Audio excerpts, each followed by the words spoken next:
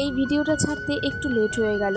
এটা ছিল কালকের ভিডিও, এডিট যেহেতু করা ছিল না তাই জন্য আর ছাড়তে পারিনি। এদিকে বরকে খেতে দিয়ে দিয়েছি, আমাকে বলছিল তুমিও একবারে বসে পড়ো, তাই আমিও বসে পড়েছিলাম। এদিকে ঘর থেকে গাড়িটা বের করে ঘুরিয়ে নিচ্ছিল। ছেলে তো গাড়ি দেখলে পাগল হয়ে যায়, তাই ওকে গাড়িতে চাপিয়ে রাস্তার দিকে যাচ্ছিল। গাড়িতে বসার পর দুষ্টুমির কথা তো ভুলেই যায়, একদম শান্ত বাচ্চার মতন বসে থাকে। তারপর পাপাকে আমার কাছে দিয়ে বড় বাড়ির দিকে চলে যায়। তারপর আমরা একটু রেডি হয়ে নিয়েছি, যাবো একটু বিকালের দিকে ঘুরতে, তাই আমরা তিনজনে বেরিয়ে পড়েছি। আসলে পাপাকে নিয়ে যাচ্ছি একটা দাদার কাছে।